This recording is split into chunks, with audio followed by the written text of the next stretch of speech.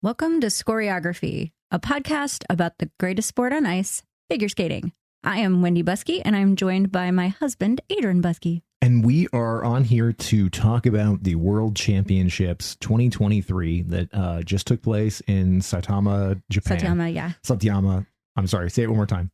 I believe it's Saitama. Now I'm under pressure. I thought it was Saitama, but one way or another. I'm very sorry if I'm pronouncing this wrong. I hate that. Yeah, but it was, as we were recording this, all of the competition is over, but the gala is still set to happen. Yes. So we just finished watching the men's competition, so we are pepped up and ready to go. And man, it was an interesting 5 days of competition.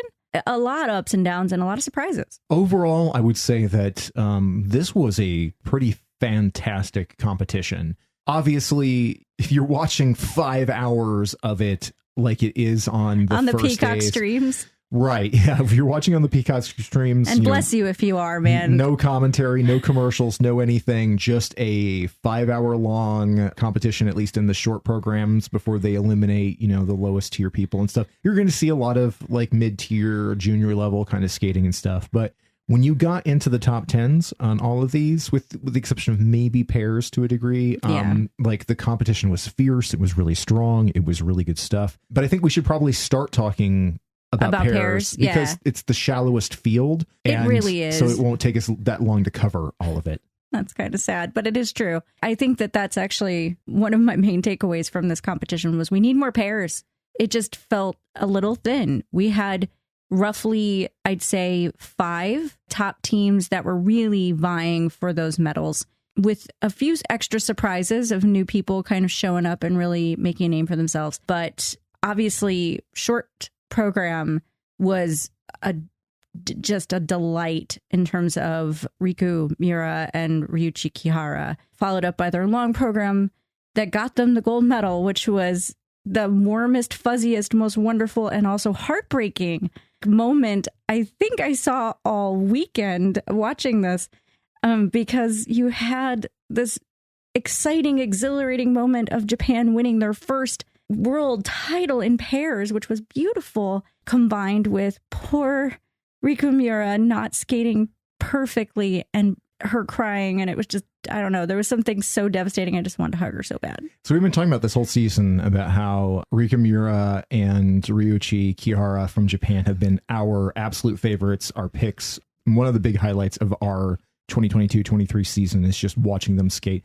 They have been phenomenal. They bring so much emotion to the ice. They blend that, the jumping and the artistry part of pairs so very well. They are just the most delightful, adorable, kind of goofy pairing. Yes. They're very, very fun on ice. Riku Miura is like a human cartoon character and is just so endearing and adorable. And they are wonderful. But yeah, their short program, outstanding. It's worth watching just to see their scores at the end of it, because it's so cute, because they're just lit and she is just bouncing and bouncing off the walls, and it's so fantastic. And their long program is phenomenal. It's just that she had a fall, and you could see when they were done her breakdown, sobbing on the ice, because one, they wanted the perfect program. They wanted a clean, beautiful, winning skate on their home ice. Right. And, and they had the one fall, and you could very clearly see that Riku Miura thought she had lost the gold for them. She came off the ice with the face of, I just blew our top podium spot. We came in the lead. We came in with a buffer over second place, and I just threw it away and I just lost. It was clear on her face that she thought she had done it, and they were baffled when they won. Yeah. It was a look of pure shock. Like her shaking her head like, I don't understand. It was both very, very sweet and endearing, but also like genuinely like, I care so much. They're just so precious. I'm just like, just enjoy it, own it. And I appreciated their coach, Bruno. I'm losing his last name in my brain right now, but he was telling them like, enjoy this moment. You are champions, like trying so hard to like help her through that. It was very sweet. If you were paying attention to the numerical parts of the scoring or just the quality of the skate, I don't really think there was any question they were going to win. I think that in a pure emotional state, she thought she had let everybody down. in reality, they were easily comfortable with both the lead coming in from the short and with the performance that they put on. It was still thrilling. We have seen that long skate better elsewhere in the season, but their short program was absolutely dynamite, an absolute joy. Like I said, the long program I love, and it was still terrific. But in this particular instance, yeah, it wasn't flawless, with that one fall, but it was still a dominant lead and a deserved win, and basically a Grand Slam wins. People I'm talking about, they didn't lose a competition all year. Everything that they went to, and with the one notable exception of they are not national champions in Japan because they were not able to compete in Japan because of a flight problem that stopped them from being able to get there on time and lost their luggage. That's such a bummer. And I know that hurts them. But they won 2 Grand Prix events and the Grand Prix final, and 4 continents and worlds. Yes. Like, it's dominant and it's deserved. Absolutely unchallenged in this season. The interesting thing, I think, in the rest of that podium, you have Alexa Knierim and Brandon Fraser. Right. The Americans who come in second. And then you had kind of, I don't know if it's a surprise that the Italians... Massile and Conti, yeah, they have been steadily rising. They're the European champions, but them coming on strong and skating the cleanest programs, honestly, of anyone. Yeah. Short and long program, they were solid. They were emotional. I felt like you could see the growth in their skating, because we've been watching this whole season, how they've progressed. And this was definitely them peaking at the right time and bringing home the bronze medal, which is the first Italian medal in pairs overall, I believe, like ever.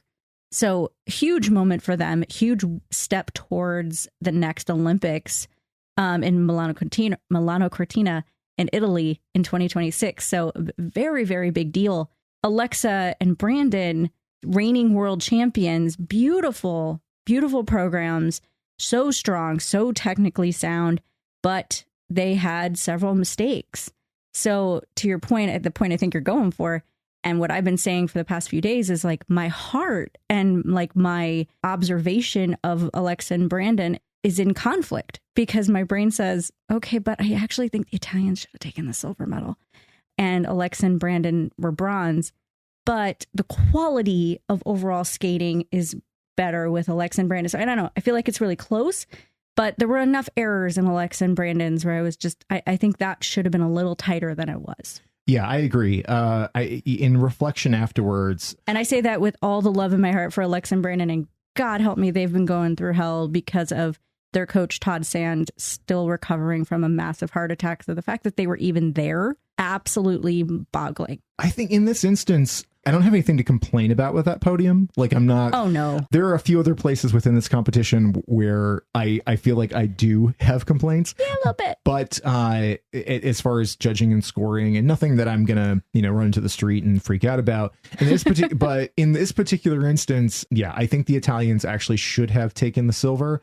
I think they just had the more impressive performances. But, I'm not a technical judge. I don't know all of the PCS things and whatever that comes down to it. But I really think that probably should have flip-flopped. In the end, though, a really terrific Paris podium. And a correct podium in the sense that they were the right 3 teams. It's just the order is like, you can debate. The rest of pairs gets pretty loose after that. Well, I want to mention a few, like specifically Diana Stellato-Dudek and Maxime Deschamps. They have had such an up and down season. If you follow figure skating, you've probably heard, and if you've listened to this podcast, you've probably heard us talk about Diana Stellato-Dudek and how she is just a damn inspiration for anyone over 30, I think. Like, just being a person who was a single skater first, took 16 years away from the sport, and then came back in a pairs team that is now 4th in the world. Yeah. That's amazing. And this was technically their first world championships. They're the Canadian national champions currently. It's just really impressive what they've done. Unfortunately, this was not their best competition. Yeah, they definitely struggled in this one.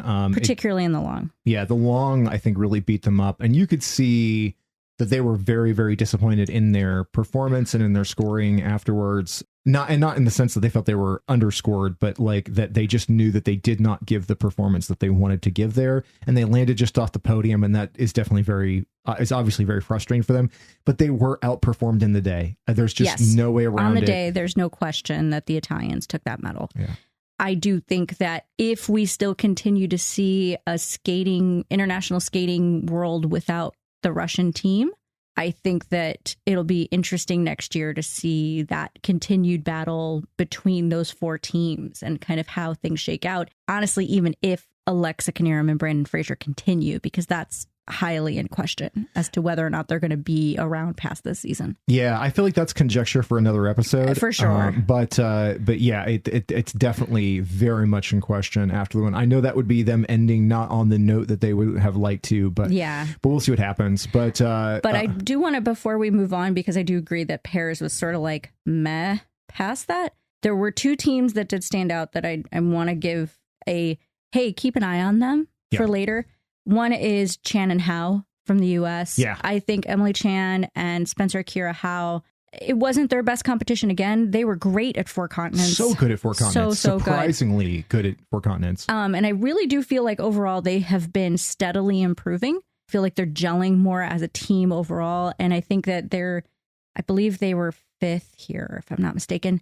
Regardless, 5th or 6th, they came in, showed strong, and really showed that there is another heir apparent essentially on the U.S. side to kind of move forward. And I think that they will continue to move up in the ranks. Yeah. The other team that was really impressive to me was actually Leah Pereira and Trent Michaud. Yeah. Newcomers, relatively speaking, because she used to be a single skater. I believe she only learned like a throw triple loop a few months ago. Something crazy.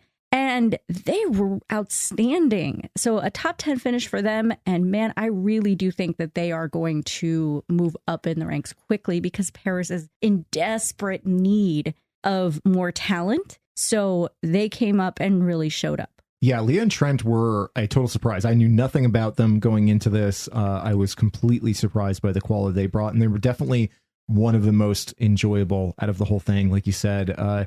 And yeah, this was one of those examples where, you had basically like 4 team warm-up groups and stuff because there's just not as many people competing in pairs right now.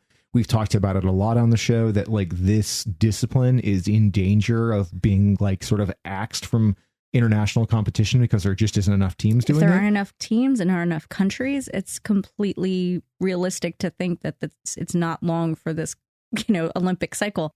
I think that there is an opportunity here, and I hope more are following it, sort of like Leah Pereira, from singles. If you're not moving forward into being a viable single skater and you're open and, adept at pairs, just maybe consider it. Yeah, I think if there's I know it's a very different, discipline. Oh, big time. But we've talked about it a lot in previous episodes where like this is the spot, like if you are not highest echelon in singles, this is the place, the discipline where you could make a difference, where you could really get on the podium. And we just learned just in the last week or so that something we had talked about, conjectured about earlier on the show, was that American singles skater Gabby Izzo officially announced her retirement and that she was now scouting for pairs partners.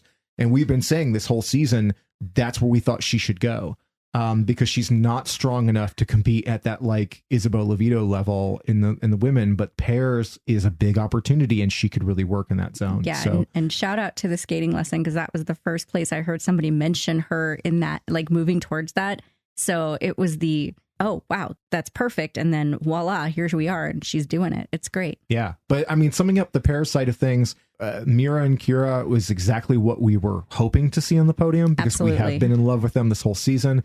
I wish that final moment had been the one that they wanted in the sense of going into it emotionally in a good way. But, the end result is still the same. They have the gold medal. They're the top of the podium. They brought it home for Japan on home ice. And it's a big damn deal. And I'm just really, really happy for them. It was a beautiful, beautiful thing to see. But you had mentioned the ladies and Isabeau. Let's move on there because that was an interesting, I'm going to almost say messy competition. The short, I thought, was spectacular overall. Mm-hmm. Everybody showed up. Kaori Sakamoto with her Janet Jackson short program. I mean, I was like slapping my sofa. I was so happy to see her skate so beautifully, cleanly, and just killing it in front of the Japanese audience. It was beautiful to see.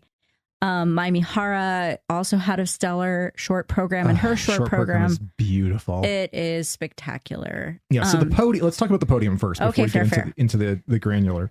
So the podium gold was Kaori Sakamoto, just like we expected, like we were hoping for. Again, like, you know, she's one of our faves. She might really be my favorite female skater in like a decade. I just absolutely adore her. Yeah. And again, we'll dissect these a little bit more, but second was Haein Lee from South Korea with the best program of the event. Yeah, her free skate was exceptional, an absolute delight.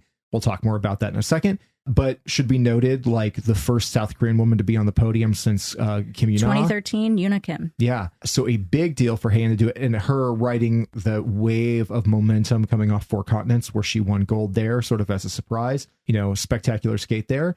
And then in the bronze position was Loena Hendrickx, who we have been in love with for the whole past season. We saw a lot of weakness in her skates earlier on.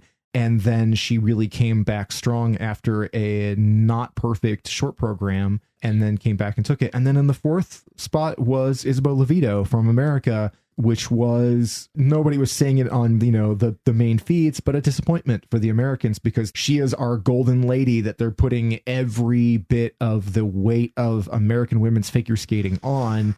I got some feelings on that one. Yeah, and we'll talk more about that too. Okay. And still a fourth place finish at Worlds is spectacular for a 16-year-old who's never been to the World Championships. Right, her first time out the gate, but obviously disappointing for her, and obviously something that the American program was putting so much weight on her to be on the podium, and particularly because our other two women didn't perform all that well. So let's go back and start with Kaori Sakamoto and then just work our way That's fair. through. Yeah. Well, Kaori is just easy to talk about because she, to me, is a champion's champion. That's my phrase for her right now. Not only did she skate a beautiful short, her long only had one mistake. And what I love is that she popped a triple flip into her. It was her triple combination in the second half of the program. But what was, I don't know, the sign of a true competitor is that when it happened, in the moment, she so quickly reached back and got a triple toe in still. And while that might not seem like much if you're kind of a casual viewer, most people don't do that unless they are a seasoned professional. Like they know quickly to make that choice.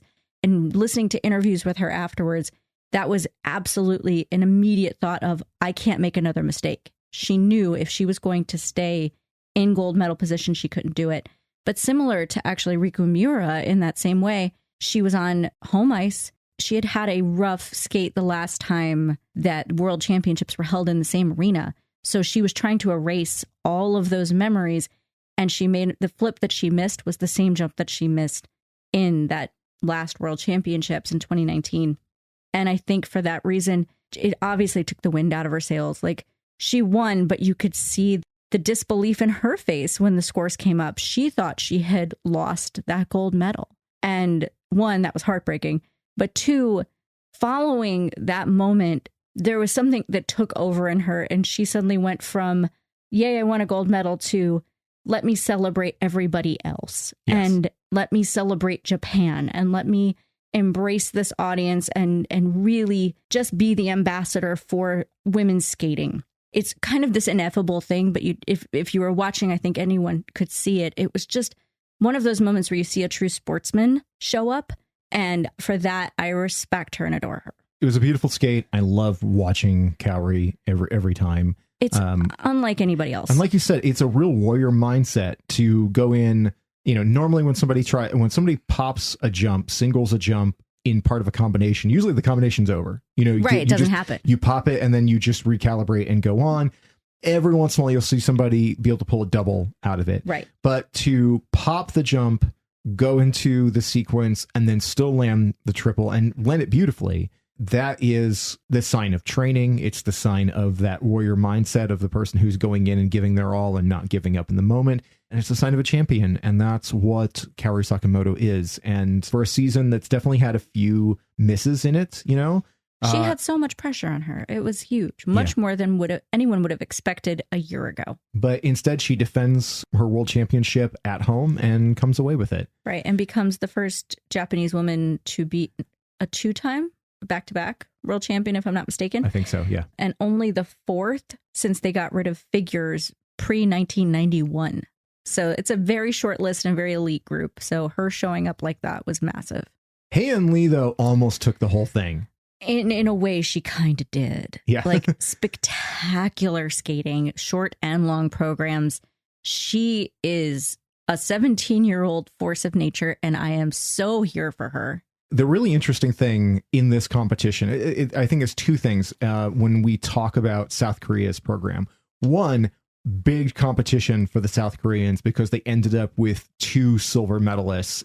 There was one in men's, and we'll get to that. And South Korea is a big figure skating, fandom country as well. And thanks mostly to the brilliant legend of Yelim Kim. Right. And so, having a young 17-year-old skater come in and perform so amazingly after being kind of the underdog of the season, because at these competitions, we've consistently seen Haein Lee there, but we've seen Yelim Kim there as well. And earlier in the season, Yelim Kim was really the one that all eyes were on. She was your sort of expected podium contender. She was a definite threat. And this competition, unfortunately, is probably the worst I've seen her. Yeah, it was a complete disaster for Yelim Kim, and we won't dwell on that too much because... No, I respect her, and she just had a very, very rough skate. But we saw that wind change at Four Continents, where at that one, especially once Isabeau disappeared before the free skate and didn't compete, the easy expectation would have been that Yelim Kim would have taken that.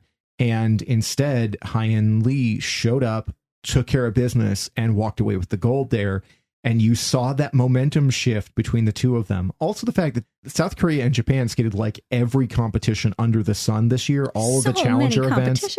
And that end result seemed like a Haein Lee who came ready, came prepped and peaking at exactly the right time. And Yelim Kim looked tired and like her game face was gone. So it's this weird divergence there where the people that you thought at the beginning of the year would have been there completely flip-flopped.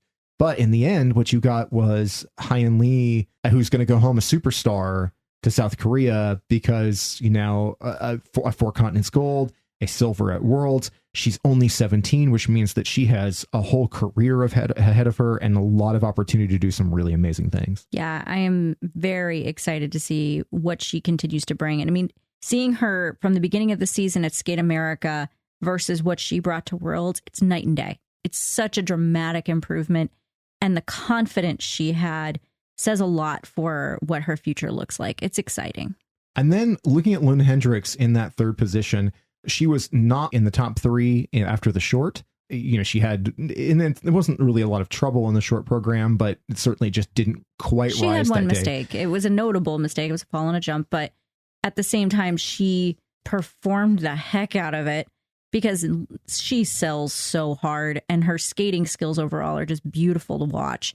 So I think that kept her in the mix.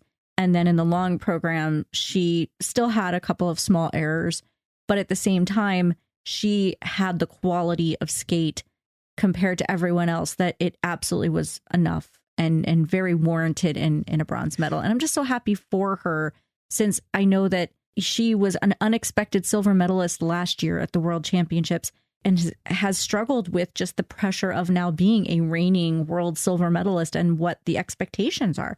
Her whole world changed. No one was looking at her before. Now everybody's looking at her in that world. So coming out still in a medal position was really lovely to see for her. She is such a marriage of power and elegance. So much passion on the ice and just has her own style, which I really appreciate. Yeah, she's super distinctive on the ice. It's very different from anybody else, just in her poise and her positioning, in her just physicality. It's so unique and she's so much fun to watch. Like I said, I think she had one fall in the long program, so it wasn't a clean skate, but the second half of it, the way she poured that energy into it, the drama that she brought at the end of it, it was just really, really fantastic. And, we have really enjoyed the rise of Loena Hendrickx. So seeing her on the podium again was terrific. It was exciting. It's also, and, before we talk about all of the rest of the skaters in it, if you didn't have a chance to watch this on like Peacock, where you actually see everything that happens, not just the stuff that they edit for the prime broadcast, and you can go all the way to the end during the medal ceremony and stuff, what you will see is the cutest, warmest, most like perfect encapsulation of what I think skating needs to concentrate on as far as the personality of the sport, which is those three women from Japan, South Korea, and Belgium going out there on the podium together, being absolutely darling together. And then when it came time to do the photos and to do the victory lap, yeah, there's this incredibly adorable thing that happens where they go to do the victory lap, which if you haven't watched it before is basically after they take the podium, get their medals, they all grab their flags and then just circle the arena so the fans can clap and congratulate and just celebrate their victory, right? After working so hard to get to this point. Well, the thing that was weird that happened is that while Kaori and Haein got their flags, there was just not a Belgian flag to be found. Loena was just standing off to the side with I don't have a flag and I don't know how to ask for one because this is I'm in Japan. I'm in Japan, right? And she doesn't speak Japanese. Right. And Kaori notices this and just halts everything that she's doing and immediately skates to the boards and is just holding up her flag and pointing at it and being like, we need one for her. And Kaori does not stop until they find the person that has a Belgian flag and gets it out there. It's just so adorable because like she's the gold medalist. This is her moment. And her concern in that moment was making sure that the bronze medalist got her flag so she could take her victory lap with her. That's the kind of competitor and person that Kaori Sakamoto is. Yes. And she also, remember, Haein Lee had somehow misplaced her flowers and also was just like, oh my gosh, let's go get your flowers. It's one of those, if you watch just that whole sequence, which again, it's kind of hard to find, but I've already seen some like social media shares of it. So it's out there. It's watching Kaori just turn into, like my brain goes to, she turns into mom, like, oh, let's make sure you're okay. Make sure you're okay. Everybody good? We're good. And it's adorable because it's that, again, it goes back to her being a champion's champion. She's not just standing there as like, yes, look at me, gold medal. It's more I am a representative of this sport. I am the champion, but we are all champions. We are all standing here as medalists. And I want to make sure that this moment is special for everybody. It's really impressive stuff. And it's warm and fuzzy and cozy. And I agree with you in the sense that the sport needs more of it because new fans, I want them to see that side of it because so much of it cannot be that way. And I don't just mean that about skating. I mean that about sports in general. So seeing we're all athletes and competitors against each other, but we're all also human beings. And this is a ton of work and so much pressure on everyone. So whenever we get to this moment of getting to celebrate it, let's celebrate it together and not at each other's expense. Yes. I think if you want to bring young millennials and the Zoomer audience into skating and make them really love it. Show them that clip. Because I mean, it is as pure as it gets. Yeah. Also, the press conference photos that they took together oh my God, so cute. They're incredibly adorable. Those things are on their various Instagram channels and they're just lovely. And Loena actually shared a little bit of that video of them because somebody had done it and put like little captions stuff on it. It's super cute. So that's really, really fun. And that's, I mean, one of the highlights of the event to me, which is because it was so sweet and so pure. But there's still a lot of great stuff to talk about in the women's program. As part of the competition, you already mentioned it, but like Isabeau Levito had a spectacular short program, like really, really solid. Her long program, she fell on her first triple Lutz. And that very uncharacteristic. Extremely uncharacteristic. Every other thing in that program technically was fine. I mean, I think there were a few quarter turn, like under rotations called, but no other falls. I think she left out a combo, if I'm not mistaken, but overall still clean and still highly technical. That said, if you were watching it, it was pretty obvious, like, okay, she didn't do enough to like really win a medal. Like it was very obvious, but still fourth at your first world championships, stellar. But the comment I made earlier about like, I have some feelings about it is like the immense pressure that it feels like the United States is putting on top of this 16-year-old who also has some questionable technique in terms of her jumps. And I don't mean that as a bagging on her in any fashion. It's more that I'm concerned because it looks like it's not something that is sustainable, particularly in her toe jumps, which means like her Lutz and her flip. She just has such an awkward takeoff. I'm genuinely worried about like how long will her back and knees be able to hold this because her positions are so odd? Anyway, that's a digression into another conversation. I'm with you. I do want to sit on that for a minute because I think there's a few things worth noting. So, like I mentioned a little while ago, and we've talked about before, 4 continents. She disappeared before the long program, and nobody knew what was going on. And it's been said that like she had basically a medical team was just like, she's sick and she cannot compete, which she's a human being, so. Right. But it's really unspecified, but that's usually how that stuff goes. So we don't know really what happened there. I've conjectured the past, about what it could be, but we just don't know. But then going into this free program at the Worlds, not the warm up, immediately preceding the skate, but the last practice where it's the ice is available to that particular group. Isabeau didn't go. And that was a choice from her team. Yeah, they said that she needed rest. Yeah, she was resting, and that was something that they had planned. But it is unusual. It's not against the rules. Shouldn't break any rules. But a lot of it also just leads to, and I hate to be the conspiracy theorist conjecture police, but she's 16, and it's hard not to worry about her.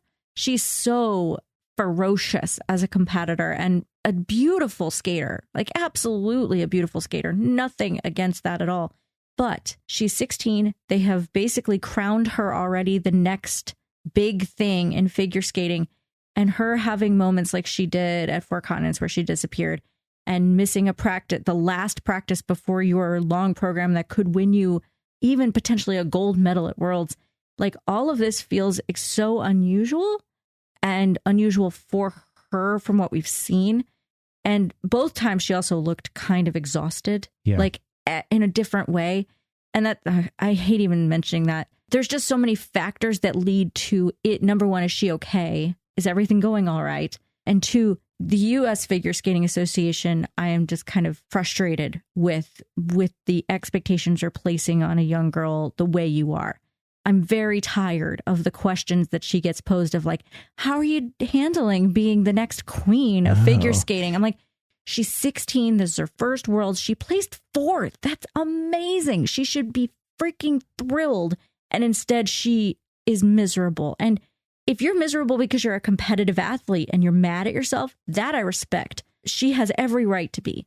But I just am genuinely concerned to make sure, are you getting the proper help that you need and not just piles and piles of pressure that is messing with you? Because she wouldn't be the first. Yeah. I guess I'll leave it at that. Yeah. Watching her in her free skate, there were times where it looked like grimacing. Yeah. It looked like she was sore or hurting or struggling with something. And to be clear, I want to be wrong. I so hope I'm wrong. Yeah. And she was very obviously unhappy with her performance and very unhappy to miss the podium, which is not surprising because she's a competitor and she's been presented as the new crowned, coronated queen of American figure skating. And I want her to be. Sure. But here's the problem with that kind of thing is that when you go to Worlds, it's not just about who wins the podium. Yes. It's that the placements that you get decide how many people you get to send to Worlds the next year. Unfortunately, yes. And because that system is set up in such a way where there's a numerical thing of like your placements can't add up to a certain amount of points and still hold on to sending 3 people and getting somebody on the podium. There's a lot of talk about how like Karen Chen back a couple of years ago managed to just surprise land on the podium and get 3 spots for the Americans. Maybe it was just in the top 10 or something like that. I forget what it was. One way or another, she came through when people were not expecting it. And she got the 3 spots that we needed. Isabeau came into this, didn't get on the podium. And then our other 2 women, Bradie Tennell and Amber Glenn, had disappointing skates that did not keep them in the top 10. So we will not have 3 spots at the women's competition at next year's Worlds. Right. In the end, I'm like, that should not be the concern of any of those skaters. They should be there to perform for themselves. It is not a team competition. It should not be weighing on them that the next year's skaters are depending on them to have even a chance to go to Worlds. But that's the way this program works. I don't like that. But in the end, that's the reality of the situation. So for Isabeau at this thing to not land on the podium and then to see Amber and Bradie both fall out of the top 10, that is a not great situation. It's a blow. I'll just be blunt. We don't deserve it. And that's not any knock against any of those three skaters. It is not a personal thing. It is the fact that I feel like the program itself of the U.S. Figure Skating Association that I have observed, learned about, been privy to, and wanting to educate myself on for many, many years. And I know that it's a very complicated system. However, I look at the women's program and I'm like, are you supporting these women enough? I personally, and as an outsider, I am not a part of it, look at it and I'm like, there are so many places to improve. So maybe not having 3 spots. I hate that that means that whoever is our bronze medalist or whoever is chosen, or is there next year. I hate the lack of opportunity that this means. But at the same time, my hope, and it's probably overly optimistic, is that it would push them to be like, okay, maybe it's a wake up call of like, stop making it about, we must have 3 spots. We must have 3 spots. Focus on helping each individual skater be the best that they can be. And I hope that they are trying to do that at all times, but there's so many times where it feels like that's not happening. And I don't know, that's, again, a different episode, whole digression, but it's a complicated situation and it's really upsetting. And man, I just hope Isabeau's okay. I want her to be as successful as everybody expects her to be. I am just concerned. Yeah. That's it. And the last I'll really say about the other 2 Americans, Amber Glenn, we've been really enjoying all season. I love Amber Glenn. I thought that she still did a solid performance at this Worlds. She still didn't land that triple axel that she's been chasing this whole season, that she just cannot stand up. We saw Amber Glenn come out at Skate America on fire and just really, really look fantastic at the start of the season. Unfortunately, it felt like she peaked then, and the rest of the season she's been chasing that performance and just hasn't quite gotten there. She was still solid at nationals, and there's a reason why she was sent to Worlds. And she had 2 really good programs in the sense of they're really well put together programs. But they're both flawed. They're both flawed, and unfortunately, we have not seen her have enough game face going into it. It just didn't go clean enough. It didn't, and I'm gonna rephrase game face. Not that I'm trying to correct you, but it's more to me, my perception of it is, I want to see, again, a confident, happy Amber Glenn is usually a successful Amber Glenn. Yeah. I feel like it's a mental game as much as it's a physical one. Mm-hmm. She has all of it. And I think, whenever you're watching the network productions of this and you hear like the Johnny and Tara show of them talking about it, if you've watched them talk about Amber, they constantly bring up the fact that it is kind of heartbreaking. And I agree with them. That it's this skater has all of the stuff. Right. Amber's got it all. Mm-hmm. She could be a threat. She just mentally has not been able to put it together, which is so upsetting. And it is frustrating only in the sense that you want the best for her because she's that good. Yeah. The other side of the American coin there is Bradie Tennell. She ended the short program in 8th. Yeah. And had a really solid short. Had a solid short. But then I think she overall ended in like 15th. I believe so. It was 14th or 15th. Yeah, it was rough. It was a big fall from where she had been at. Amber had ended the short in 10th and I think ended overall in 12th. Bradie's long program had a lot of issues, but it had all the things that we have talked about before and that we've seen a lot of people talk about online about before. Is at U.S. Nationals, Bradie Tennell gets the Bradie Tennell bonus. That for whatever reason, they don't call any of her under rotations and they give her a lot of grace in the arenas where she is not particularly great. She is a technician jumper and her skate quality lacks when it comes to the artistic side of things, but she has been like one of the best women's jumpers over, the last generation of skaters. Here, though, she got called on all of those under rotations. She had a lot of trouble with the program and just had a really unsuccessful free skate. Yeah. And I mean, to me, I would think of her as like the U.S. program likes her because it's not because her jumps are great. It's because they're consistent. She stands up. Yeah. Like at least she did. For many years, she lands them, but a lot. She was under rotating them as well. But that's not uncommon. But she got a lot of forgiveness for it. But it's definitely questionable that the U.S. continues to score her so highly on those under rotations and sort of ignore them when and it happened again, that whenever she under rotates internationally, they will call her on it. So it's confusing, and not as a pointed finger at her. It's more at them because she has no motivation to improve. if you're telling her you're not, she's not national champion this year, but she was a national medalist, that her under rotations they're not bad enough to matter, then why should she be focusing on that in her training? It's like whenever you go to an international competition, they're like under rotated, and you end up in 15th. And granted, she had other problems. She had falls. Yeah. It's frustrating. I know we have a lot of feelings about like Bradie seems like a nice, woman, but at the same time, I'm not a huge fan of her skating, but I do see tons of improvement, and she's been through a lot in the past few years. So good on her for showing up, but not the best day. For the American program, kind of disappointing in the women's in general, as far as, losing a spot in the next Worlds, not getting a podium out of it, spending so much time and effort and words in the American press, putting so much weight on Isabeau, and then sort of forgetting about everybody else along the way. There was post Isabeau skate a extremely cringy, essentially Zoom interview between her and Johnny, where you feel like Johnny was handed a copywritten script from the American figure skating thing of like or from NBC just like pump it up. Oh, but you're the new queen and do all the stuff or whatever. And I love Johnny and Tara and Terry as commentators, but that interview was awful. And I felt like it made Isabeau feel awful. Well, even in the last question, I felt like Johnny felt weird saying it. Like there was something about even the asking of the question didn't feel authentic. And her face when he asked, how she felt after losing, just honestly, how she felt about being the next queen of U.S. skating. I mean, it did look like it kind of broke her a little bit. Like she handled it well because she's very well spoken and composed, but it's that bad timing, dude. No. Yeah, and weird. Remember, she was third after the short. Yeah. Loena Hendrickx bumped her off, and she ended up just off the podium, right? Like, so nothing to be ashamed of ever. Yeah.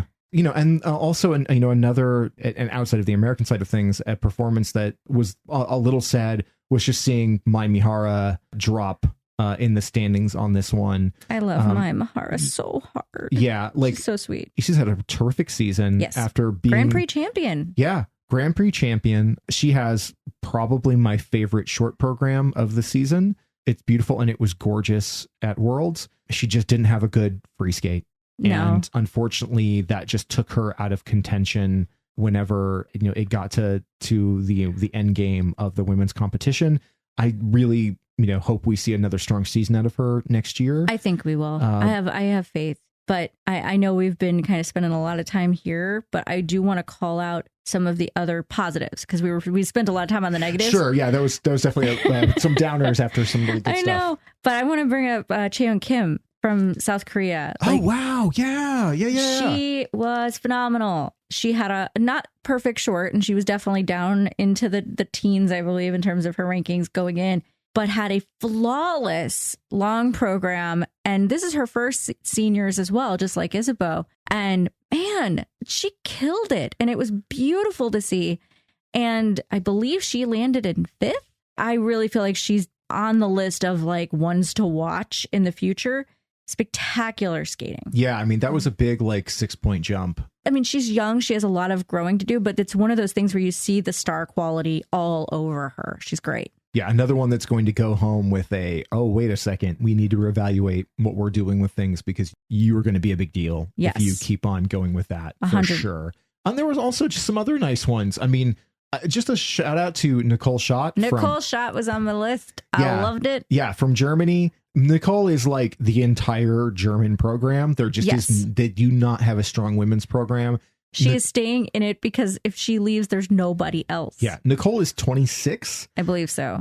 And which is pretty old for women's competition when you think about the 15-year-olds and stuff that are in the sport.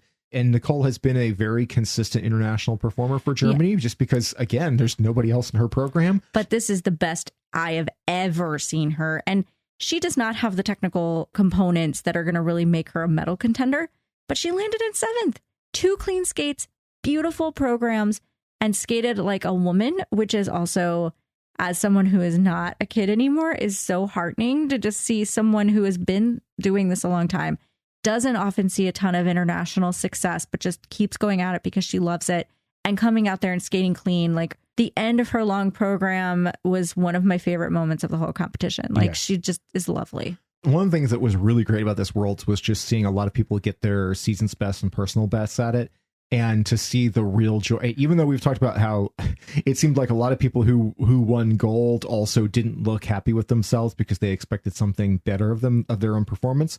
But you saw a lot of people that were lower down the list had big days, and Nicole had one of those, and it was really excited to see, and just well deserved to see her land in the top 10 and have two really nice skates and perform well. Absolutely. The last thing I want to mention is just Maddie Schizas from Canada. Seeing her after a really rough season drop her West Side Story long program that was not working. We've been hating on that all season, so yes, I'm so happy. I love Maddie Schizas. I do not love that program. And seeing her come out with a solid showing and just looking happier, looking more comfortable in her own skin. It was just lovely to see and really, really gave me some hope for her for next season. I'm glad to see her get away from that thing. We have been talking about how bad that program was, how unhappy she was in it. She talked about it in interviews that she was like, I have too many bad memories associated with that program. I didn't want to go into Worlds doing that thing that has failed me all through the season. Yeah. And yeah, still not a huge, ranking placement, but she had a really, really sharp long program. She clearly was happy with herself at the end of it and with her performance. And I think that's the redemptive arc that she needed. Yeah. And it's a great way to end her season so that hopefully that gives her some forward momentum going into next year. Yeah. I know you said you wanted to cap it off here, but I feel like you've left one person off the list that I do want to throw a mention to. Okay. So who I'm talking about here is the Estonian skater Niina Petrõkina. She was sixth after the short program with a really, really impressive short program that was much higher than I think anybody ever expected. Especially from her. After the long, she dropped down into ninth, but that is still a top 10 finish for her, which is still extremely impressive. Yeah. I want to call out Niina for a couple of different things. One, because I just really genuinely liked her skates. I thought they were great. Two, I really like her costume choices. They're really cool costumes. They have cool costumes, and particularly the one that she had in the short program has shorts rather than which I love. Yeah, and rather than the butt huggers that is so much the standard, the leotard kind of thing. Is that like it's a much more appropriate choice. I love it, and not in a puritanical way, but just in a oh, that's great. I love that. Just feels like you'd be more comfortable without something giving you a wedgie during the performance, right? I don't know.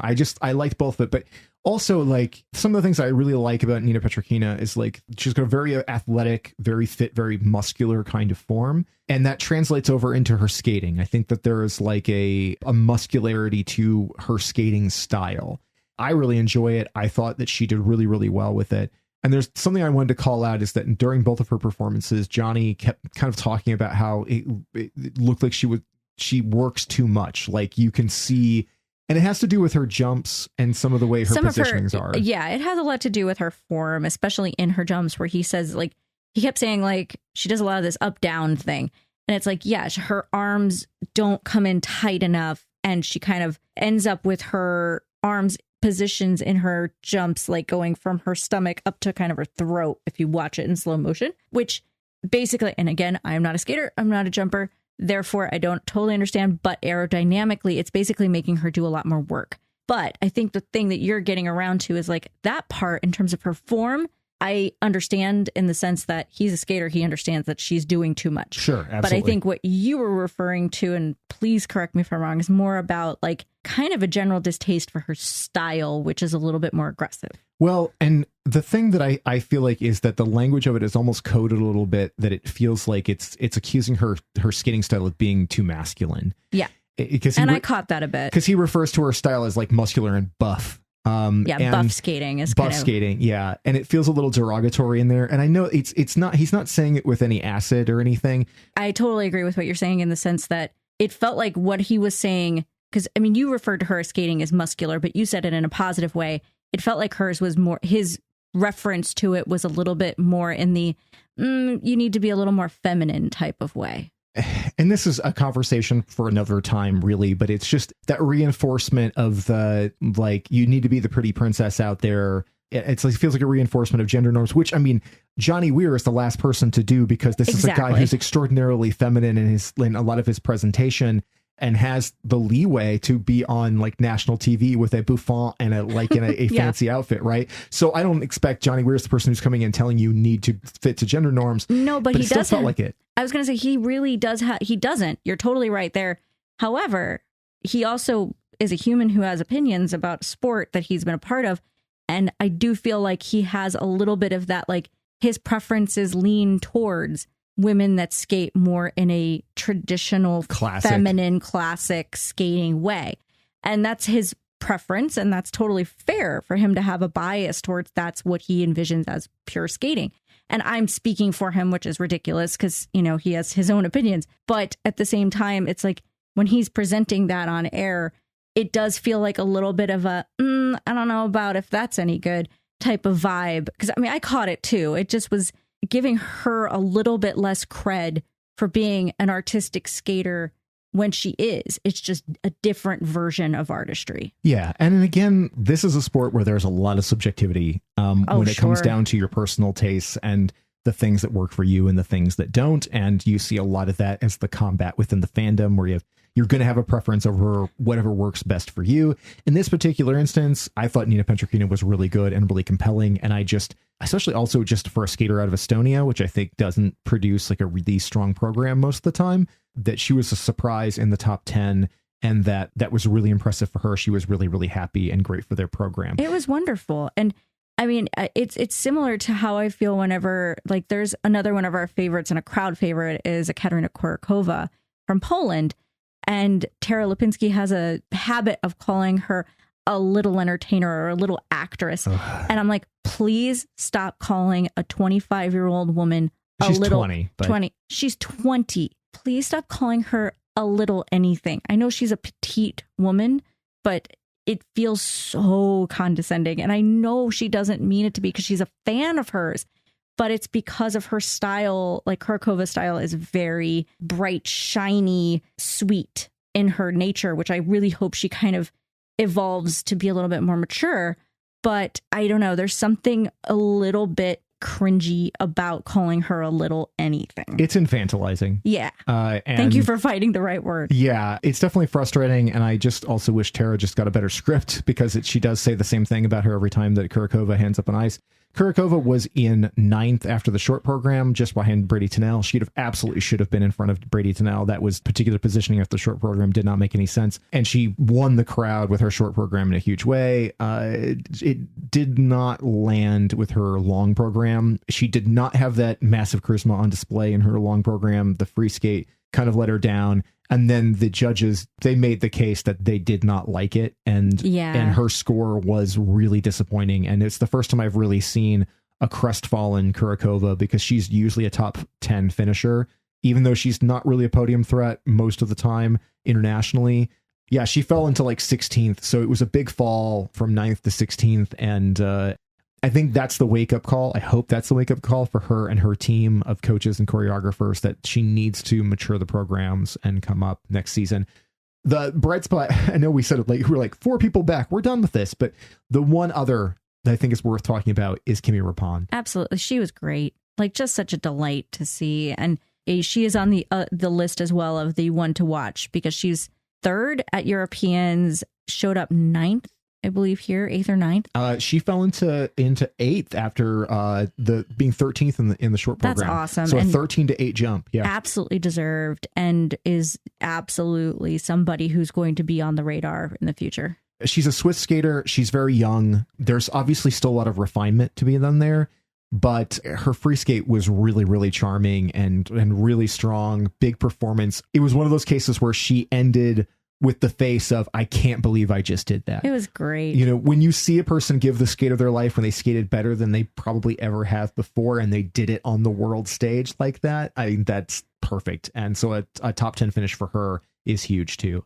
And now I think we do need to move on because we've been talking about the ladies a lot. Yeah. Because I want to move into dance, which I'm going to try really hard to stay very positive about because I am really happy for the top teams. So I want to do one thing to segue women into ice dance. Sure.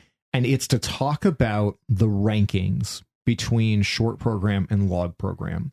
Because in the women's, what we saw from the short program to the long program was a total scramble, right? Absolutely. How the rankings looked after the short radically changed going into the long program. As it typically does. Yeah, I mean, we still saw Kaori at the top and everything, but we saw a lot shake out because there are a lot of times where you have people who are they're sort of short program specialists and then kind of fall apart in the long or vice versa. And so, yeah, like we were talking about, when you had like a Kimmy Repond go from 13th to 8th and stuff like that, a lot of those shifts. And then you go over to ice dance, and ice dance is typically a little bit more solid. Yeah. But this thing, if you looked at like the top 20 from the rhythm dance into the free program, only technically 4 positions, but essentially there was 2 swaps, 2 groups that like just kind of went from like 7th and 8th to 8th and 7th between it, and somebody else that went from like 16th and 15th or something like that and flipped around. Everything else was perfectly consistent from one to the other. And that feels weird. It feels real weird. And kind of icky in a way. It feels like the free program didn't matter. Because it feels very, and we'll get into this more, but in general, it kind of did feel like the free program didn't matter because nothing changed. And you can say, looking at these programs for like most of the teams, that like, oh, okay, it does make sense. Like you just skated really well in both programs. And dance is definitely a lot more nuanced in the way it's judged. It's not as obvious as a fall on a jump, in singles and pairs. That said, it's definitely a question mark whenever you see literally so little movement. And also, I'm going to point out some real questionable scoring. Yeah. So the podium for this one, gold, Chock and Bates for the Americans. Yep. Finally got their world title. And this is, if you've been listening to us this whole season, we've been talking about how they started off the season looking deeply mediocre compared to the stuff they had done previously. They had 2 very weak programs the judges did not like. They didn't work out well. And over the course of the season, they refined and they changed and they altered and they grew and they expanded. And what they had at the end of the season were 2 phenomenal programs that looked nothing like they did at the start of the season. No. When they went to 4 continents, they were explosive. And they got here and equally explosive because they finally have their world title. And I think that's very deserved. And I think it's exactly where they should be. Their rhythm was extraordinary. Oh, yeah. The rhythm dance, I have no complaints. It was beautiful. Had the crowd, had the judges, and had, I believe, the second highest rhythm dance score ever. Yeah. Which that might be generous, but at the same time, it was spectacular. And I will not argue it because that was a beautiful, perfect skate. And their free program was also phenomenal, but it had a fall. And falls are relatively rare in ice dance because you don't have jumps. Right. But the benefit they had, and this is all the nuances of ice dance, the benefit they had was that it was a fall on a transition, which in layman's terms means you're just moving from one element of your program to the next. It wasn't a fall on one of those elements that has like a hard score to it. So you still get like a 1-point deduction because you fell. But at the same time, you're really not losing that ground and that the points for, say, your twizzle sequence or a lift or something like that. So if somebody's going to fall, it's the place to fall that's going to affect you the least. Yeah, it might take away a little bit of your component score, and a little GOE, but like creative execution. I shouldn't just use acronyms. Yeah, and the thing I think is the best sort of example of this is that if we go back to Nathan Chen's final national championship here in America, he skated a phenomenal program, and then in the final choreographic sequence where he's just living his best life with the place losing its mind, he falls flat on his face, just whap right down, which was just, I think in that moment, lapse of concentration. Yeah, he was skating up and out and just lost track of his feet for a second.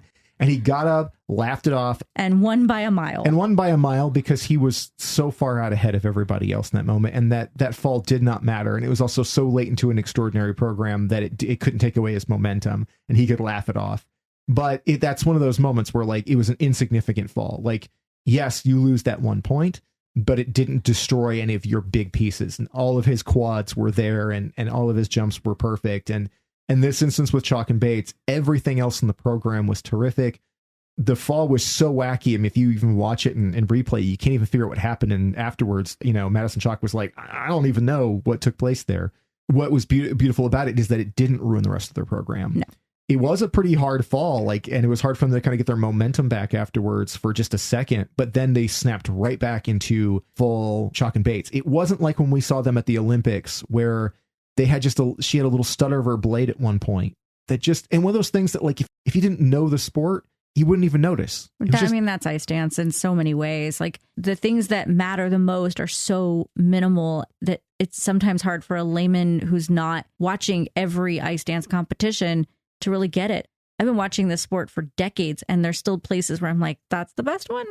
Okay. But that kind of leads us towards the fact that I am 100% team Chock and Bates winning their first world title. Just also think that they were overscored in that free program. Yeah. Because they scored their season's best. And this was definitely not their season's best. It wasn't as good as Four Continents. Nowhere near. And Four Continents had a massive score. But... Yes, it had an astronomical score. But this one, I still think of everything we saw them winning between those two programs made perfect sense. But they won by like 6 or 7 points. And I don't agree with that. The other thing that's wacky going into it is that the rank for it afterwards goes the Italian dance team. Yes, Guignard Fabbri. And then from there, it's Gilles and Poirier from Canada. Who we really thought were the biggest competitors that Chock and Bates had for that gold. Yeah, going into this, we thought that it was a nail biter between those two. And then fourth is Fear and Gibson from Great Britain. And then fifth is Fournier-Boudre and Sorensen from Canada. So the thing that's wacky about this, at least in our opinion, is that second through fifth feels like it's kind of out of whack. Yeah. I still think the Italians should have been in second because I thought they were terrific. And they had a really, really strong, especially on the technical side, rhythm dance and their free. They had, the slightest of bobbles, like the smallest of deductions, they were really, really strong and definitely peaked at the right time. After watching their season, they had come out the gate really strong. It got a little soft in the middle as they kind of lost the fire, but still had all the technical. They got the fire back, and they had 2 terrific programs. I'm perfectly comfortable with them being in silver. As much as Piper and Paul, Gilles and Poirier from Canada, as great as they are and how good those programs are, they were lackluster at this event. And I don't think I could be convinced otherwise than to say that the other Canadian pair should have actually been in third. Yeah. Fournier-Boudre and Sorensen, they've had an up and down season. They've definitely come forward as a medal contender throughout the Grand Prix season. They're second in Canada behind Piper Gilles and Paul Poirier. It's always tight between them. But this competition, they scored really nice scores. It's nothing against those per se. It's that they were exceptional in both their rhythm dance and their free program. And from my perspective, and this is the one place we very slightly disagree, and it's only a hair's breadth, like I feel like they were the silver medalists to me. Watching their skate, I don't understand how they are not on the podium, period. Whether it's in silver or bronze, they were standouts. Gilles and Poirier, I love, and I agree. I love these programs this season. They've done a beautiful job. I just felt like both rhythm dance and the long program were tighter, just not as compelling. There were just a little less. The speed wasn't as much. The performance was beautiful, but it just wasn't as emotionally compelling. Whereas I felt like every competition, it felt like Fournier-Boudre and Sorensen just kept getting better and better and better until they got here. And again, peaked at exactly the right time and then landed in fifth. But the bigger question mark to me was how on earth they were behind Lila Fear and Lewis Gibson from Great Britain. I love Lila Fear and Lewis Gibson. I think they're the party. They're the best time you will have watching. Their free skate is bombastic to a gaga routine that is so fun and so exciting. Yeah. And their short programs also got like my favorite rotational lift I may have ever seen. It's just so much fun. They are just absolutely getting better and better with every competition. This is not a knock on them. However, they are not yet better than those Canadians. I know everything is subjective, but just on a purely technical level, I'm like, there's no way. I'm very confused. And I do feel like it goes back to what you said at the very beginning of this conversation about dance. Nobody moved. Everybody stayed the same. And it, without calling it everything was predetermined, it sure did feel like the judges had, from the rhythm dance into the free, there was these are the people that are going to get these spots. Whether that was predetermined before the competition, I don't know about that. But it's more it felt like once they established like these are the favorites, it didn't seem to change when a new panel of judges came in for the free program and did it again. It just felt like certain people got way overscored, and it was confusing. I would have personally reordered 2 through 5. I would have left the Italians there, but I would be perfectly comfortable with the Canadians, with Fournier, Boudreau, and Sorensen going into second, but I'm comfortable with them being third. I may have still left Fear and Gibson in fourth because I just thought they were way more exciting and entertaining than Gillis and Poirier were. Gillis and Poirier is the Evita program that was so good and so eye-catching in the early of the season was just kind of dull. It had lost that special thing, whatever the surprise factor it had at the beginning of the season that made it so exciting and wonderful just wasn't there in this. But if we're going to be honest, who won the day at the long program, regardless of what the actual thing was it Muramoto and Takahashi? Muramoto and Takahashi. Okay, they landed in 11th altogether. I don't care. Doesn't matter. Their free skate, they're on home ice in Japan, is fucking fantastic. It's so glorious. It's not as technically proficient as the other skaters. It's not going to podium. But man, there is nothing that's going to pull you in more. The audience just lost their minds. They blew the roof off the place. And my God, was it beautiful to see Daisuke Takahashi, legend Daisuke Takahashi, come out with his partner who is equally amazing and provide just a really special performance on home ice. And ice dance is not as big in Japan as pairs and singles. So them coming out and really just lighting the place up was just extraordinary. Yeah, it was a stellar skate.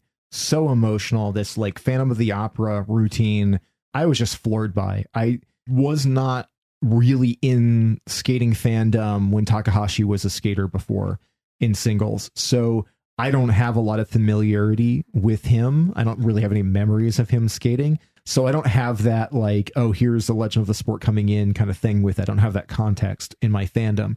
What I do have is a huge appreciation for what I've seen from him as an ice dancer. Yes, he is not as refined. Yes, there's growth that could happen there, but he's coming in as a guy, like we were talking about earlier with Stellato-Dudek. This is a person coming in after leaving a discipline, retiring for a long stretch, returning to the sport in a different discipline and doing it with gusto, with energy, with power. And Muramoto is as lovely a human being on ice as I think you can find. I mean, just incredible skating, incredible presence and poise. What they create together on the ice, I think, is just really, really wonderful. They have not said whether or not they're going to continue, but my vote is to please continue, and we love you. I gotta hope that after that performance that the Japanese Federation will really try to convince them to come back for another competitive season, because if something could convince Japanese fandom to have people enter that area and become interested in ice dance, it's seeing Muramoto and Takahashi perform that way, especially on home ice, and create a moment like that, because that was a moment with a capital M. Well, we are to our final discipline, and admittedly, my favorite always is the men's competition. I am that fan. And Mashoma, he showed up, and I'm so happy. So, the wacky thing here is that all our faves won. I know. So everybody, and we're Americans, and we're out here essentially waving a flag for Team Japan because we were rooting for Kaori and Shoma and for Riku and Ryuichi, and they all won. And then we're huge Chock and Bates fans, so they won. So I feel like we came away doing we're happy good on fans, yeah. But the men's competition, first off, that top 12 really came to play. Absolutely. It was after seeing some of the other stuff earlier in the season where you had some really good top competitors, but a lot of weak field, guys that just weren't ready for prime time. This had some really, really stellar skating, some really awesome performances, and some big surprises that are so exciting. Okay, we should just talk about the podium first. Yeah. We'll start at the top. But yes, Shoma Uno, who had talked a lot the week leading up to the World Championships that he was not skating well, he was not practicing well. He had some ankle issues that were bothering him, but he had also said, I don't even know what's going on. His jumps were just failing. He said he was at a 20% landing rate. This is the world champion who is amazing and undefeated since last year, and he just wasn't in.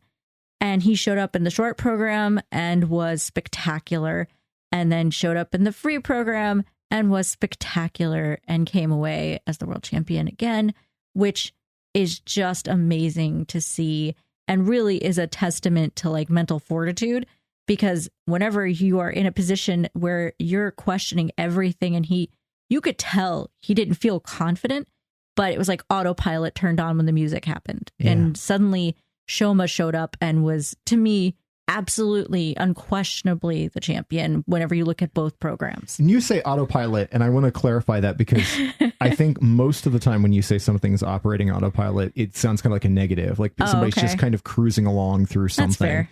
That's when you're Gubanova in the women's competition, who obviously was skating on autopilot and delivered just the European champion who looked like she just wasn't even aware she was there. Seemed surprised when she would have a bad moment and be like, oh, wait, I'm on the ice. No, Shoma was spectacular. So maybe to what you're saying, I understand what you mean. And Shoma just relied on his training. Yeah. He got out of his head and managed to push through all those issues he was having and instead deliver huge jumps, gorgeous artistry, fantastic programs. Again, the gravity program is my favorite. The long program is yours. Both of them dynamic, beautiful, exactly the type of skates you want to see from a world champion. Absolutely. But our silver medalist, the unexpected hero of the damn competition, Junhwan Cha from South Korea, comes out of a bad Four Continents competition, clean in the short, clean in the long. And not only clean in the long, but that long program, that's iconic. It was just beautiful skating, so much more. I don't know why pizzazz is the word that comes to mind, but there was just so much more continuity and fluidity to the program itself. Like, he was skating to a James Bond medley, and I'm here. I'm with you in every moment. It all felt right. And his grade of execution on his two quads, massive, and so deserved. I still stand by best quadruple sal in the business right now. Like, that thing is huge and gorgeous. I mean, they gave him like a 4.36 or 4.6, something like that, GOE. Like, in my notes, I wrote, wow, wow, wow, wow. It was just, he was spectacular and absolutely won the long program of like the competition. Like, he had the best skate of the free program, but just as a whole, Shoma was better. But man, what a fantastic surprise for him to show up after a very hot and cold season and really make a statement. So in the preview to Worlds episode, the thing that I said about Junhwan Cha was he is a striking skater, a memorable skater with that memorable quad sal, but I had not yet seen a memorable program from him. And I feel like he heard me and said, you son of a bitch, I'm going to prove you wrong. And so he delivered two extremely memorable programs, and that free skate is an astonishing piece of work. It's lyrical, it's beautiful. It manages to take a James Bond theme and really make it quite beautiful. I mean, I can't say enough about that performance. It's everything that you want from a skate, between exceptional technical, big jumps, big bombastic moments, and yet so much artistry and flow in it. His Ina Bauer at the end. Oh my God. Damn. So something I've been saying a lot through this season was that Yelim Kim from South Korea has like the Ina Bauer of all, which is like, if you don't know the terminology for it, an Ina Bauer is the move where the skater kind of goes gliding across the ice and they lean their back over. So they're almost bending over in reverse, right? Rather than you lean forward to touch your toes, you're leaning your back backwards, which is, from a balance standpoint, hard enough to do standing still, let alone to do it while you're on skates gliding across the ice. It's a maneuver that it's a very classic skating move. It's classic, and it looks deceptively simple because it seems like there's not a big thing to it, but it's like it requires both incredible balance and also flexibility. Yelim Kim does it beautifully. A lot of the women right now can't do it very well. Then Junhwan Cha comes out and does one that's better than Yelim Kim's. It was amazing. What a spectacular punctuation mark on the whole program. It was just, I was blown away. It's phenomenal. In bronze, the U.S. King, Ilia Malinin, showed up put down a quad axel and got himself on the podium, which was really, really impressive. He was in second. He was in second going short, in after so he actually dropped in. Another short program. Yeah. He dropped into third, so that's not perfect. And he did have some bobbles going into... Yeah, he stepped out of one jump. He just had a few rough landings and maybe a few like quarter turn under rotations. It was messy. In the end, his technical was still higher than Junhwan Cha's. Oh, yeah. Because crazy. He had 6 quads. Yeah. There were 6 quads in his long program. Yeah. But the flip side of that is that the international judges really showed him in the component scores that his artistry is what's going to hold him back. Absolutely. And he recognized that in the press interviews afterwards, where he was like, I got outclassed in the components, in the artistry. And he's like, that's where I know that going into this next season, I need to spend a little less focus on being the guy who throws the big quads and more focus on being the complete package. Yes. And he will still throw quad axles and quad lutzes and all of those, but maybe reduce it by 1 for a season and actually spend more time on the artistry. The quad axle is absolutely a feat, undeniable icon status, just in the fact that you landed something that seemed like nobody ever would. That's great. But he was, I believe, 10 plus points behind Junhwan Cha in component scores. So overall, what that means is like his skating skills and his artistry kind of combined. That's an oversimplification, but just sort of that general idea. But what it felt like was the judges saying, we want to reward you. We know how good you are, but you have to pick this side up. Because if you are not the complete package, and that's not saying you need to be Shoma Uno, who is genuinely just so equal parts athlete and artist, just get to the point where it's a 70-30 ratio and you're going to be fine. He just right now is at about a 90-10. And the thing I think is really interesting about this top 5 in the men's world is that if you look at that top 5, the other 4 men on either side of Ilia there, your top 2 and then your 4th and 5th position, their artistic abilities dwarfed his. Absolutely. So he lands in that 3rd position because of the power of his technical skating, which is phenomenal. Absolutely. This is the guy who can do the quad axel, who has extraordinary jumps. There's a lot to be praised in his ability. But when you watch those other 4 guys around him, the quality of skate difference becomes really, really obvious. Yes. Which takes us to the extraordinarily surprising and super awesome 4th place finisher. I am so happy about Kevin Aymoz landing in 4th place. If you're not familiar with Kevin Aymoz, which a lot of people probably aren't if they're not like avid figure skating viewers, he is a multi-time French national champion. He's been around a long time, but he has proven to be inconsistent for a long time, but he is an incredible artist on ice, like just so unique and unusual in what he does. He skated to Gladiator in his long program and it felt very appropriate for what he was doing. The cleanest, best 2 programs I've ever seen him lay down. And that is after a season of recovering from an injury that prevented him from doing any quads. He landed his quad in the short, landed his quad in the long. And my God, seeing that man's overwhelming joy at the end of both those programs, but especially his long program. If you want just a case of the warm and fuzzies, that's it. Kevin Aymoz skates with more heart than maybe anybody. He is all emotions. So if it's good, you know it. If it's bad, you know it. It's all pouring out of this human. And I was just thrilled to death for him. Kevin Aymoz is like an acrobatic short king. He's got extraordinary moves. He can do some things on the ice that literally nobody else does. Some signature stuff that is so specifically him. But what we see a lot of the time is that like his emotional attachment to the music and the performance can overwhelm him sometimes, and the technical quality can fall apart. He is always a joy to watch, but he is also one of those guys that like sometimes can make you sad because you will see it collapse. What you saw at Worlds this year was Kevin Aymoz skating at the top of his game. And what he delivered were programs that were clean, were exciting, were huge crowd pleasers.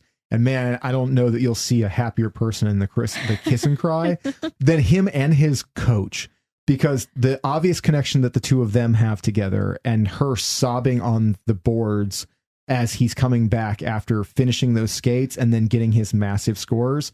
they were losing their minds after what the number that came back for him. A fourth in the world finish for him is an enormous victory. It's equivalent to a gold medal. It really is. He will go back to France being like, nobody ever thought that. For France's Adams Chaouen-Fa was potentially in the running in that podium zone, and he just didn't have a great competition sadly, and it's a bummer on that end. But Kevin coming through and landing fourth for France is a big damn deal and a huge deal for him as a skater. It really is. And those were dynamite, absolutely fantastic performances. They were. But then you have Jason Brown, who just is skating, period. I don't have enough words for him. There just aren't. He was flawless. How about we start there? Yep. Landed in fifth place, which for someone that has no quads is something only Jason Brown can really do when everybody is as good as they were today. Like watching everyone skate as well as they did. And he came in as the only one of them in that level, the last six who didn't have a quad, and landing fifth is in and of itself a testament to how brilliant he is. I don't even know the words to use. Like, particularly his short program to Melancholy is top 5 programs of the last decade of anybody. It's a level of intricacy and choreography and connection to the music. He makes no sound with his blades, and when he does, it sounds like music in and of itself. I'm being really hyperbolic about it, but Jason Brown is just an icon of figure skating on a level that is all his own. It's a beautiful thing to watch, and we are frankly lucky that he decided to come back and compete. Johnny refers to him as the master of the blade, and I think that's perfect.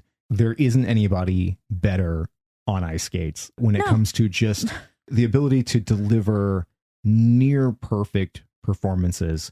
These two, they were better than what he did at Nationals, which is saying something, because his national long program did have a fall in it, and these two were as clean as I think you can possibly get. I mean, just so perfectly delivered. Perfect 10s in component scores. He actually won on if you're looking at just the component scores, not the technical, but just the component scores. He even beat Shoma. And that's the 5th place finisher because he just can't equal the technical because of the jump composition of his program. But I still weigh in that I like the short program better than the log program because, like you said, the Melancholy program, and this is from the guy who did Sinnerman, right? Which is like maybe the best men's short program. It's also in the top 5 of the past decade. Yeah, Sinnerman is astonishing, but Melancholy's totally different, and I think it's part of what showcases what Jason Brown does so well. But both those programs were out of this world great, and the Japanese audience, and let's say the thing that we expected when we talked about the previews is that I was like, the Japan is the best skating audience in the world, and they proved it every night of this competition. Oh, totally. By having packed crowds, knowledgeable crowds that knew who every skater was, that knew what they did. They knew their idiosyncratic stuff. There's a funny moment with Keegan that we'll talk about in a minute that shows how well that audience knew was there. They gave standing ovations to people who had hard skates. They were almost over generous with their standing ovations, but they really came to show appreciation for the skaters and to really show the love. And with Jason, they gave him just an explosive response, but also for everybody in that top 5. They really did. And you're right. The Japanese fans, and I just don't know that there's anything better. If you're a fan of the sport, watching them appreciate the sport is really beautiful in and of itself. But yes, I'm going to let that go in terms of just Jason's perfect, and I just hope he never quits. Other than him, right behind him was Kazuki Tomono from Japan, who had a fantastic short program, missed a few elements in the long, but my God, is he a delight. I don't know if I've ever seen anyone explode with energy the way he does in the second half of his program. Extraordinary. It's crazy.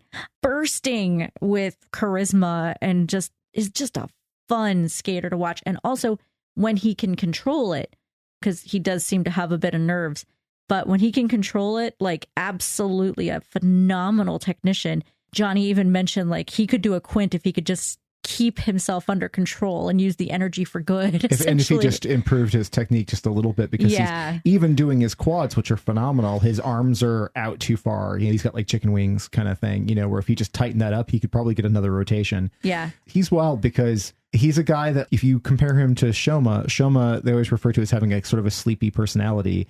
Shoma's really kind of quiet and reserved. And at the end of his programs, when he's tired, he just falls flat like a pancake. Yeah, it's like Shoma dead. We were like, we call it dead Shoma, is when he ends a program and just falls down and just collapses because he's given everything he has and just flops on the ice, and it's hilarious. The Tomono's like watching like a hamster walk around inside of its cage and then just hop on its wheel and just spin as fast as possible. I believe Johnny Weir used the analogy of, and now for the footwork sequence where you're going to find a Kazuki Tomono is embodying Richard Simmons level energy. Yeah, you can't believe how he goes from, he's already skating at a 6 and he cranks it to 10 and just flies on the ice and is just frantically giving you everything. He is really, really fun. Yeah, another one to watch. Just like actually another skater from Switzerland, who I really felt like had a breakout competition here. Lukas Britschgi. I'm saying his name wrong, but Britschgi. Sure, we're going to go with that. He is lovely and really strong. He had a really good showing at Europeans as well. He was a bronze medalist there. But coming through at Worlds, I just felt like he had one of those, okay, you took a step forward and the judges said we like. It very much felt like a skater that is going to continue if he is steady in his continued growth. He's going to be one to watch for the 2026 Olympics. He was really, really good here. Yeah, Lukas was definitely like on the radar for the rest of the season, but an impressive performance here. I mean, I don't think there's as much to dissect as some of the other ones we've talked about, but certainly one to keep an eye on, but also just a reminder of how good the international men's competition is, because we just really saw a lot of strong ones.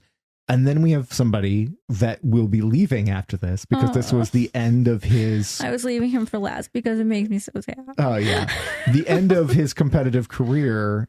Keegan Messing. Keegan Messing from Canada. We've talked a lot about how much we love Keegs. This is a guy who at 31 is one of the elder statesmen of the sport.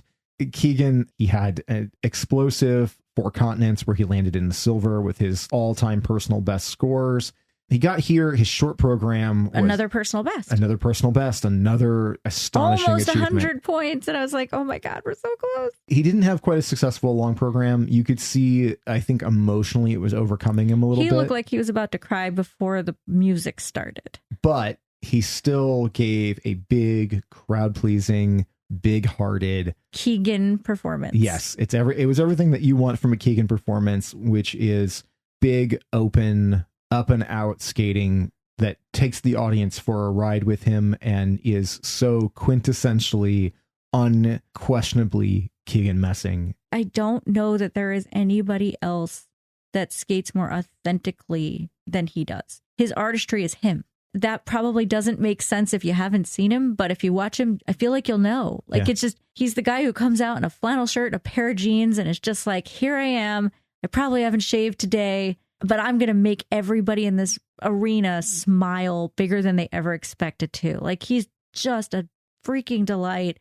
It's hurt so much to think of him not being at more international competitions, but at 31 and the father of 2, I kind of get why he's like, you know what, maybe it's just time to be done.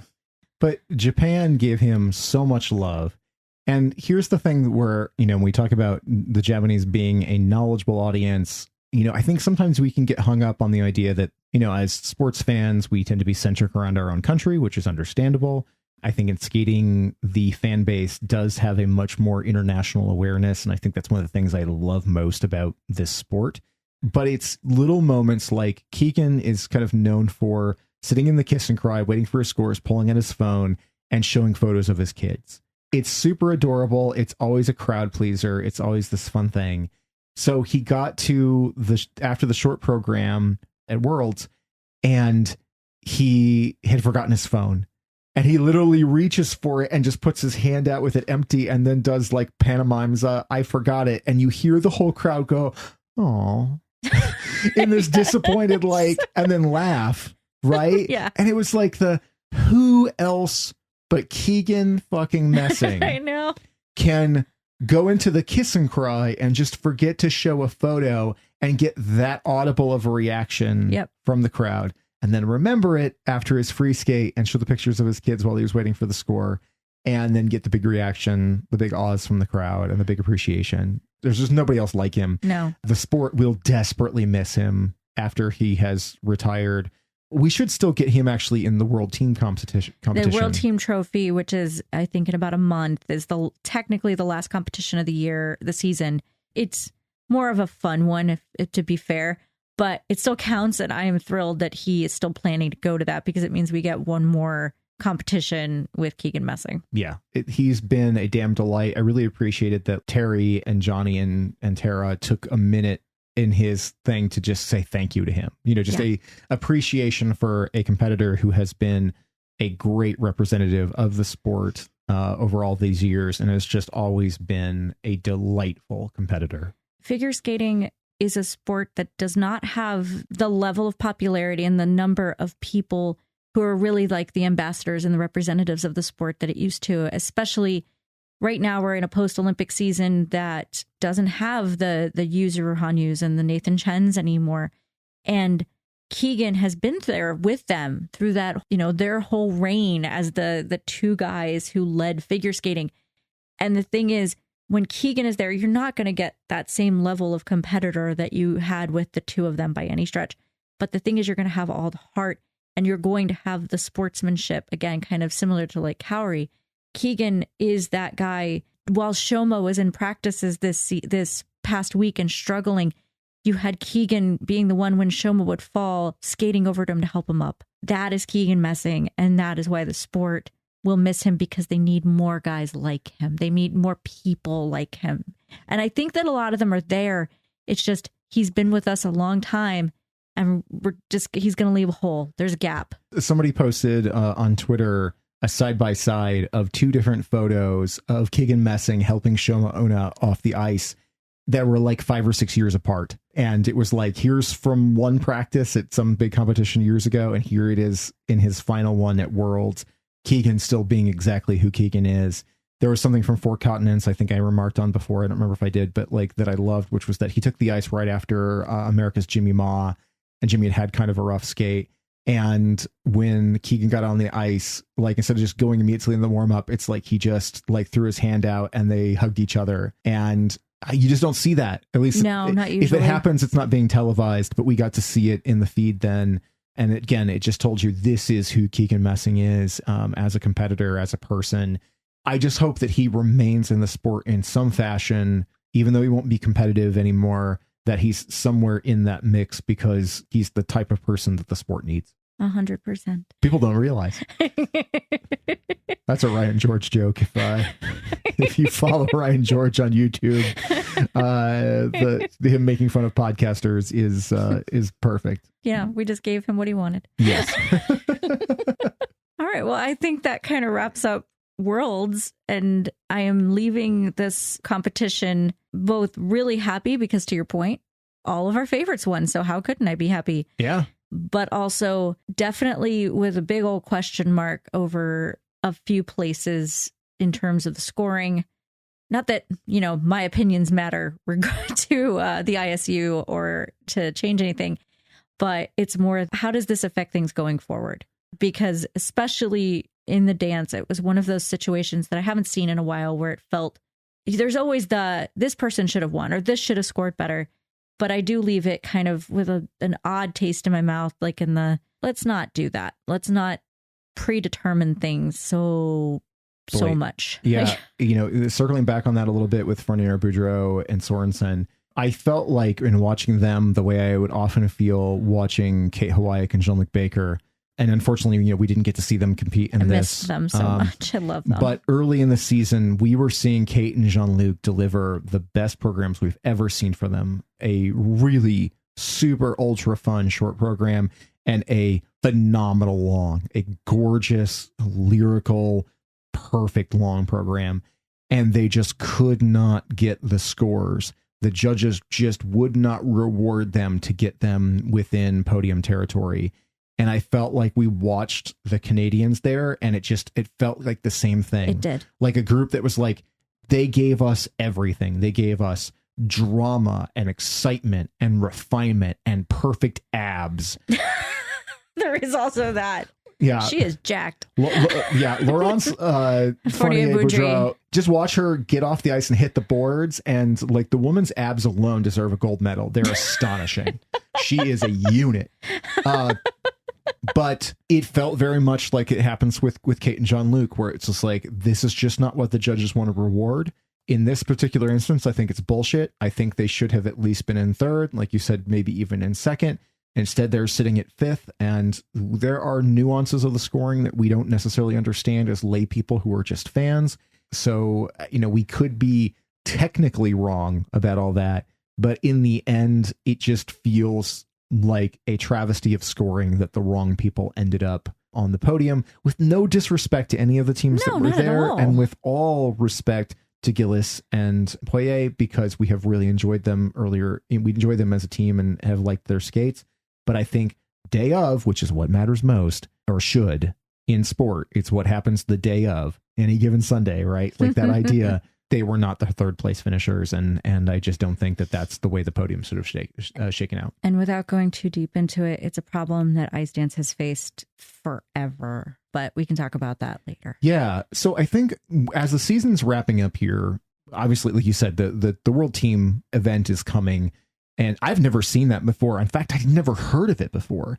It's not televised on NBC or any of the NBC affiliate channels. So I'm not surprised that you're not aware of it. Yeah, it just feels like the kind of thing that just doesn't get hyped. It's much more and of it's every other year. It's also not every year. Oh, that would make sense too. Yeah.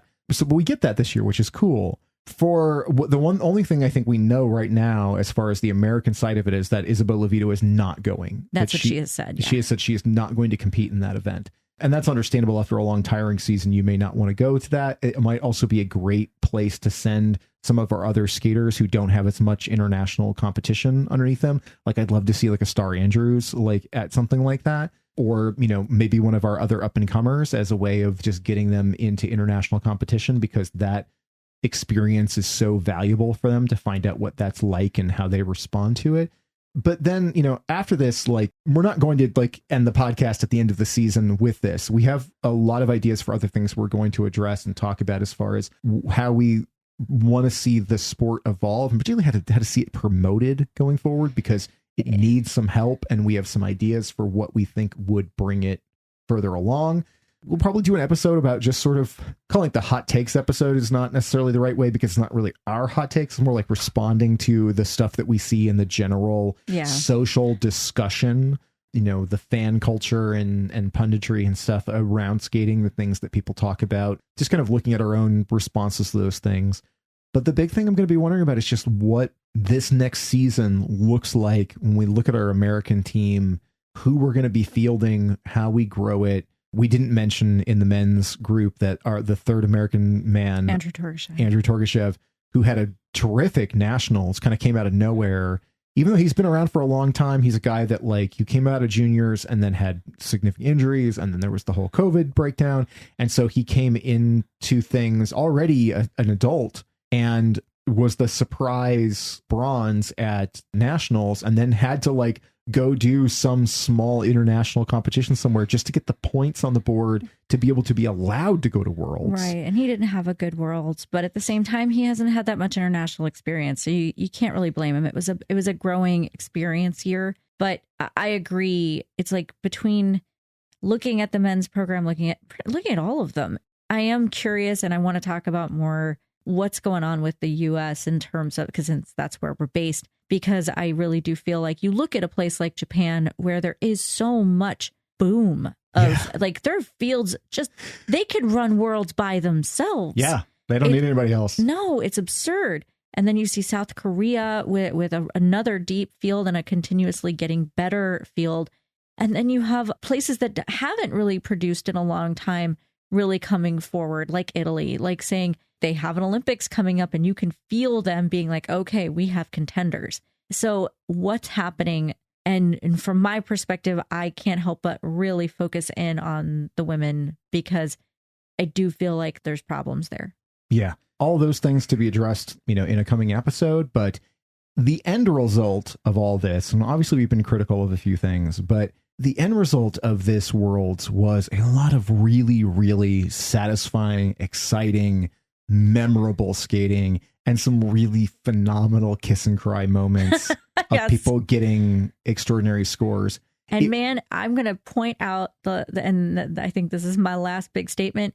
Shout out to all the people over 25, particularly the ones over 30 who are out there skating competitively, not just showing up, but really being competitive in the sport. The Kazuki Takahashi, the Nicole Schott, the Diana Stellato-Dudek. Thank you. Like, looking at the dance podium while I have questions about the scoring, there is something so heartening about there's no one under 30 on that podium. Oh my God. And this is not to take anything away from amazing, youth athletes like, Haein Lee, who come in at 17 and blow us away. It's just more rare to see an athlete past 30 on a podium in figure skating. So as someone over 30, it is something that is super heartening to me. And it was really wonderful to see. Yeah. Again, I think there's a lot of performances from this that we're going to be talking about, thinking about rewatching if it's available online anywhere, which is getting more troublesome. Harder. It's definitely going to stick out in people's minds for a long time. And I think there's a lot of these performances that are going to be that new echelon of textbook performances where you're going to say, okay, here's what skating is. Here are the things that you watch. Like, if you want to be world class, obviously there's the stuff of the past of like Nathan and Yuzu that are still, 20 points higher than some of the stuff we saw at this. And that's a whole other kind of conversation, but that doesn't take away from extraordinary skating performances that we saw at this thing. Absolutely. No, it was a good time. Yeah. I enjoyed it a lot. It was a great week of skating. I'm glad I took PTO for it. Yeah. It was a good time to take a day off so you could actually just sit and watch skating all day with me on Friday. So it was nice. But yeah, with that, I think we should wrap up. Like I said, we've got more coming, even though the season is over. So I hope you stick with us for some postseason skating shenanigans. Our website is scoreography.show, where you can find all of the episodes and all the information and the ways to subscribe. We are on Apple Podcasts, Google Podcasts, Spotify, and YouTube. And we are on social media sporadically, sometimes in large bursts, sometimes not as much. But you can definitely check us out at Scoreography on Twitter and on Instagram. And for Scoreography, I'm Adrian Buskey. And I'm Wendy Buskey. And we'll talk to you next time. Bye.